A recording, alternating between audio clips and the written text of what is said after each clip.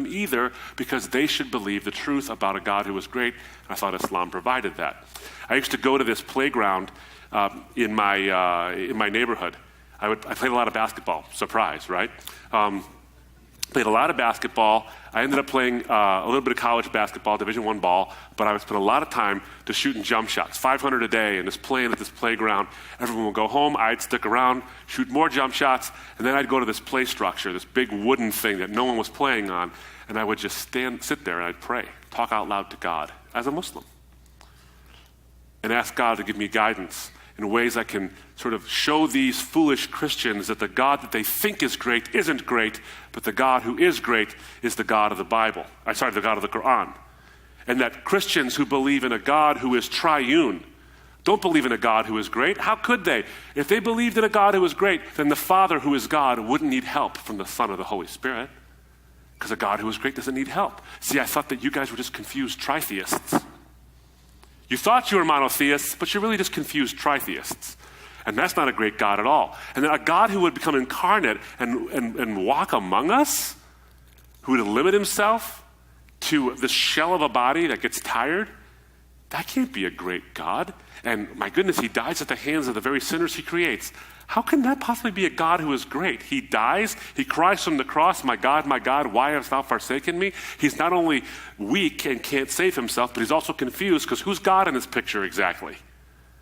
So I would go on and just talk about these things and ask God for ways to get me to get these Christians to see that the God they worship isn't great. I used to hear Christians singing this hymn, how great thou art. And I would make a joke, you ought to change it to how great thou aren't, because the God you worship isn't great. That's my mindset, my context. But there was something else. As important as answering the theological questions are, as important as answering the historical questions are, as important as answering the biblical questions are, there's a personal question. There's a personal aspect that has to be dealt with. And if it's not dealt with, you will get nowhere. Nowhere. I could see it within myself. There is a profound personal price, and we talked about this during the Q&A, a profound personal price that a Muslim pays in giving his life to Christ, having come from that Muslim background. A profound price. And somewhere along the line, during the course of the 9 years it took me from the first time I solidly considered the gospel to when I embraced it, during that 9 years, it wasn't always conscious to me, but maybe subconscious, that it wasn't the evidence that kept me from the cross. It was the consequences of the evidence that kept me from the cross. And until you actually recognize that, you're going to have these conversations with your Muslim friends that are a lot like running hard as you can headfirst into a wall. The wall won't move, and all you're going to do is get a headache. And sometimes our conversations with our Muslim friends can seem like that, not because the evidence isn't there, because the consequences of the evidence certainly is. And that was true for me as well. See, we have this duplicity when it comes to truth. And this isn't just Muslims either. I've seen many people of many different walks of life, atheists, Hindus, Buddhists, people who are sort of what I call apatheists. They're apathetic about God's existence.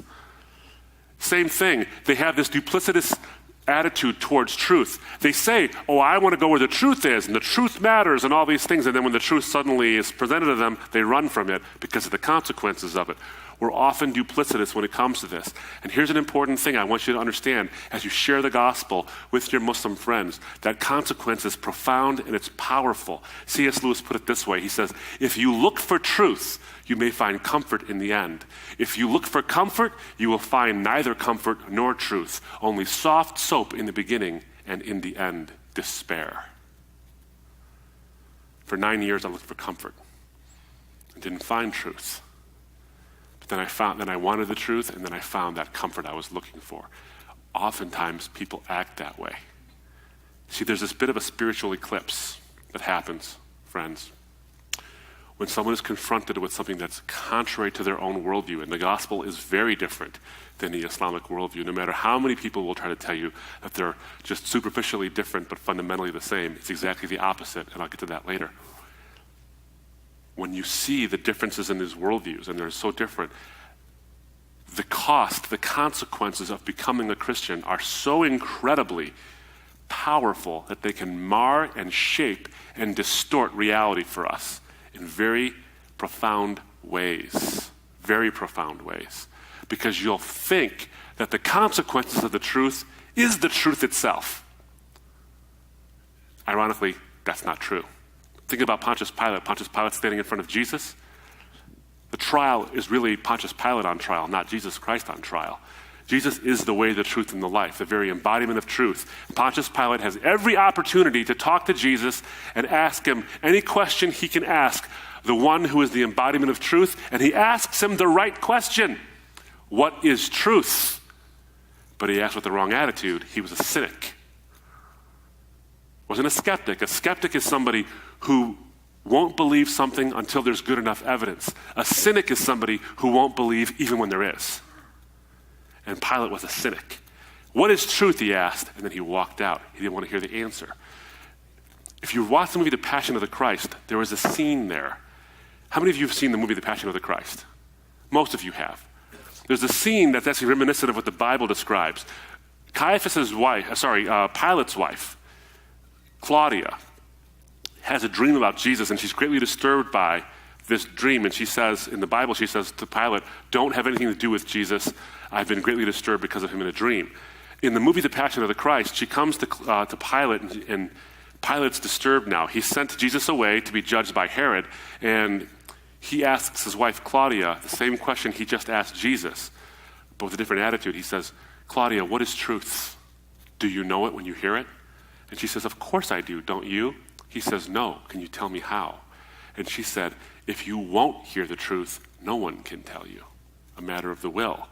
And then he gets mad at her. He stands up and he says, truth? You want to hear my truth, Claudia?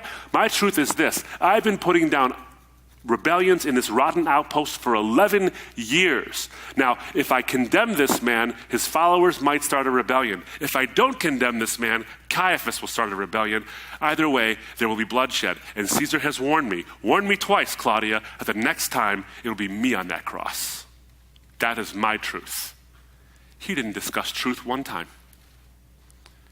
The consequences of truth, yes, he discussed those in spades. You see how powerful it is? He actually mixed it up. The consequences of truth became the only truth he could actually talk about. What were the consequences? And that blinded him. It was an eclipse, so he couldn't see Jesus. You see, the moon is this cold, dead rock. Think about the moon for a moment. This cold, dead rock, it's 1/6 the size of the earth. It's millions of times smaller than the sun. Yet, as recent events just showed us, when that small dead rock moves between us and the sun, it blocks out the glorious beauty of the sun. It blocks it out. How does this small dead rock do that? It does that because it's so close to us. The consequences and cost of truth are like that small dead rock. They are a small dead rock, but they're so close to us that they block out the glorious sun that God has provided for us. It is important for us as Christians to move that dead rock out of the way, or to at least get them to see past the dead rock so they can see the glorious sun that God has provided, because there are those costs to pay. I'm going to go through those really quickly and then get to some of the ways we can get past that, and then share specific things about the gospel and open it up for some questions. The first cost is identity. I went into that in Q&A. I won't go into that in any more detail than that. But during the Q&A, I mentioned my own identity. Now, if you look, and I think a lot of you can identify with this, given the backgrounds of some of the folks here. If you look at the East and the West, you see a very different paradigm. If you were to look at Sam Solomon actually describes it this way. If you were to draw a circle with a dot in the middle, in the West, the dot is religious identity. And the circle is you, your whole life. In other words, you're bigger than your religion and your cultural identity. In the East, it's exactly the opposite. In the Middle East and in the East, you are a dot. The culture, the identity, the religious aspects, that surrounds you and permeates you. So that if you were to change your worldview, your religious system, you are turning your back on all of that. It's not an individual choice. It's a communal choice. So think about how hard that would actually be. And I think many of you can recognize the reality behind that. That's what's happening. So there's that identity issue. Then there's the honor and shame culture. In the Middle East and in most Muslim countries, whether they're from the Far East or from the Middle East or from Africa, they're dominated not by a culture of truth and falsehood, like we in the West sort of like have this idea of truth and falsehood, and truth is more important than falsehood. They don't view it that way. Those are important issues. Truth and falsehood are important issues, but the real issues are honor and shame. Do that which is conducive to the honor of the family and the community, and avoid shame. Even lie if you have to preserve honor. So truth is subservient to honor, and sometimes you can use falsehood to avoid shame. So you can see how difficult it can be then in that kind of a paradigm to get someone to become a Christian, because if they become a Christian, that is the greatest shame they could possibly bring on their family. So how tough would it be to look at that and actually want to become a Christian in light of that? I had plenty of encounters with folks where that was the issue. It certainly was for me. I walked into a hospital one day. I was asked by a friend who was a chaplain at a hospital to come and talk to an older Muslim man who was sick in the hospital. She was talking to him about spiritual matters, but he was sort of hesitant to keep talking with her. One, because she was a woman, he was a man. He was uncomfortable with her being in his room, even though it was a hospital room and it wasn't exactly the most romantic of situations. He still didn't like the fact that she was a woman and he was a man in the same room. Plus, there was a bit of a language barrier. So she said, would you come and talk to him? I said, sure. I think he was from Egypt. I'm not totally sure where he was from, but I said, sure, I'd come talk to him. So the hospital doors open, and it's one of those situations where you can smell the sick in the room. Very, very ill, gravely ill, sitting there with tubes coming out of him. I walk into his hospital room with my wife, and he gets up out of his bed to go and shake my hand and offer me some of the sweets that people had brought to him. That's typical Middle Eastern. Like, Ammo, sit down. Ammo means uncle. And whenever, in my culture, whenever someone is older than you and worthy of respect, you call them uncle. Ammo, sit down. Sit down, Ammo. So he sits down and we had this conversation. Now, he asked me questions about Christianity. We went round and round forever. I gave him all the reasons and the evidences for these things. And he was a very bright guy asking me questions, but it wasn't getting anywhere with him. Why wasn't it getting anywhere with him? So I asked him a personal question. I said, where are your children? He said, well, my wife has passed away or something like that, and my children are in the old country. They're flying here for this procedure I'm having. And then I thought to ask him an open-ended question. This is the first way you can get people to actually see the cost of truth. Ask an open-ended question. I said, it's got to be tough to be in this country, a widower, and your kids are coming, and I know that you're facing some difficulties physically. What would happen if you became a Christian? His words, I would die in this country alone. It's a pretty strong reason to not consider the gospel, isn't it? And I told him, I can understand what it's like to risk losing everything, Ammo, but can I tell you, it's worth it. And that's when the tears came, and he asked me to keep that Arabic Bible I brought with me. I had acknowledged and shown him the consequences of truth. If we do that, we often have huge inroads with our Muslim friends. Huge inroads. So ask an open-ended question about the consequences of truth. Ask them. Let's assume for a moment I could show you the gospel was true. And let's say for a moment you agreed with me and you believed it and you embraced it. What would happen next? What consequences would come from that? And then, by all means, stop talking. Let them answer the question and fill in the blanks about some of the negative consequences. And when they tell you that, then ask the follow-up question, aren't those powerful reasons to not be willing to consider what I have to say? And if they might say the same thing to you, sure, you might have similar costs to pay if you stop being a Christian, but the truth is the truth and you'll follow the truth. So ask questions, listen to the answers, and then commit to sticking by them when they have to pay the price. Because they're going to pay the price. And the question is this, where will you be?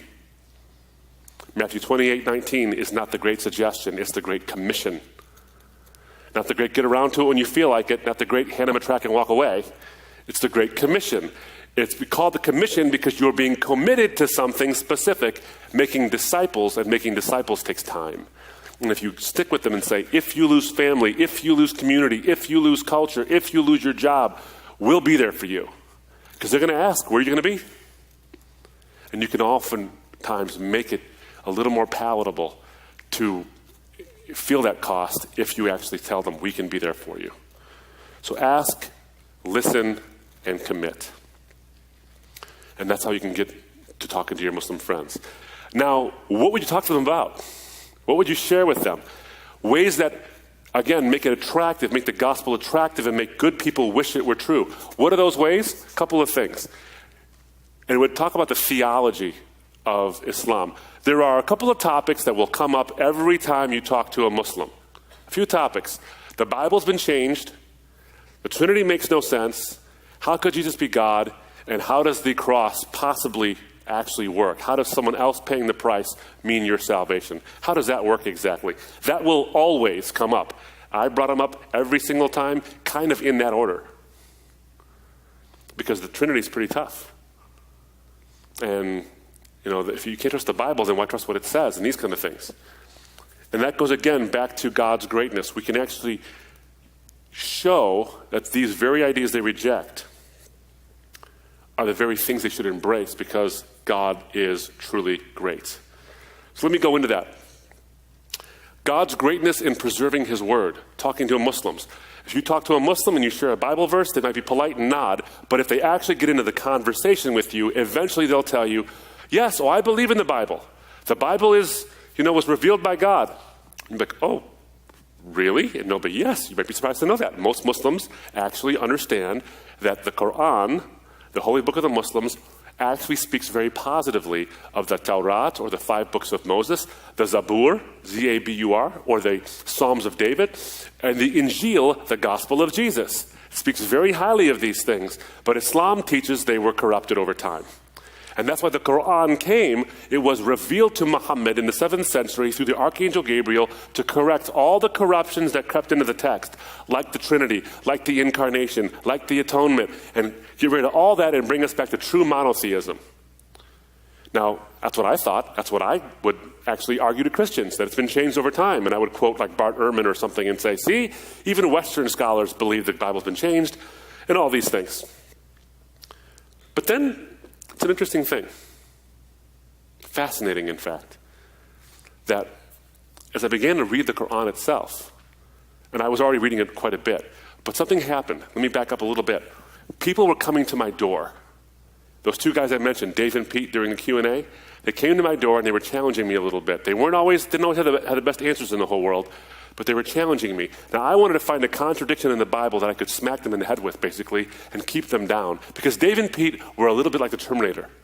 No matter what you did, they kept coming back up again and keep coming at you in this sort of lumbering way.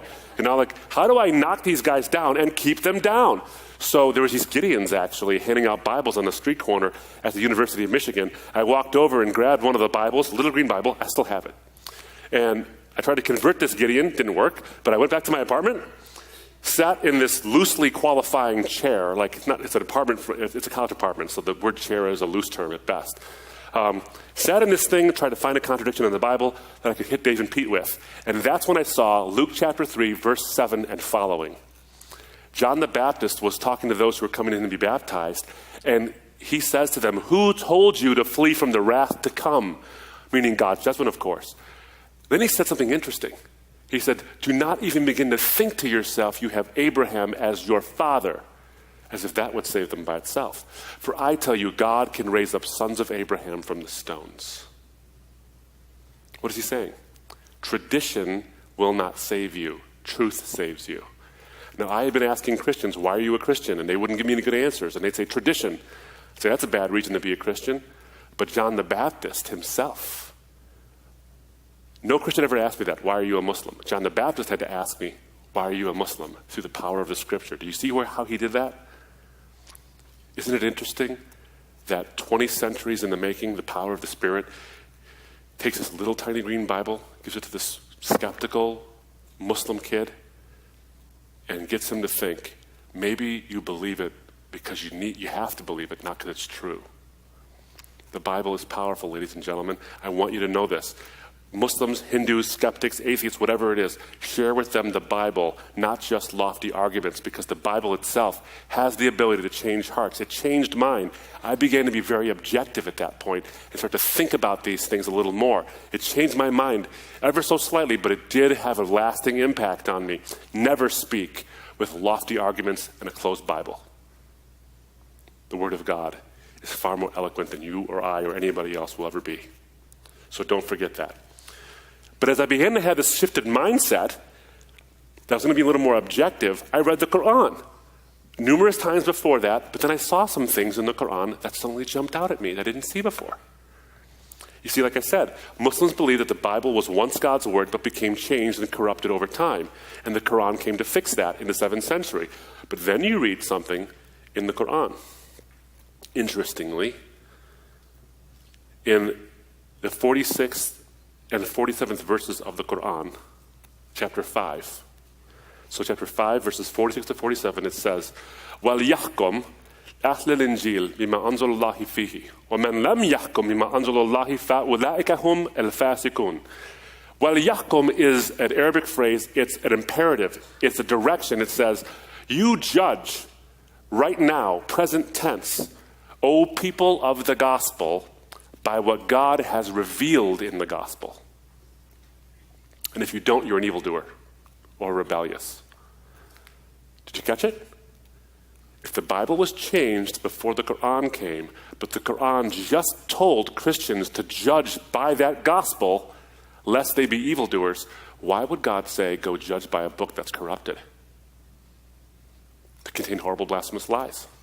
The 68th verse, same chapter, chapter 5, verse 68, specifically says that you stand upon nothing, O people of the Scriptures, Christians and Jews, you stand on nothing until you observe, present tense, the Torah and the gospel and all that has been revealed to you from your Lord. So here's a question.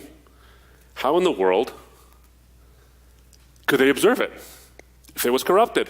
So horribly corrupted that God had to send another book to fix it all. See the problem?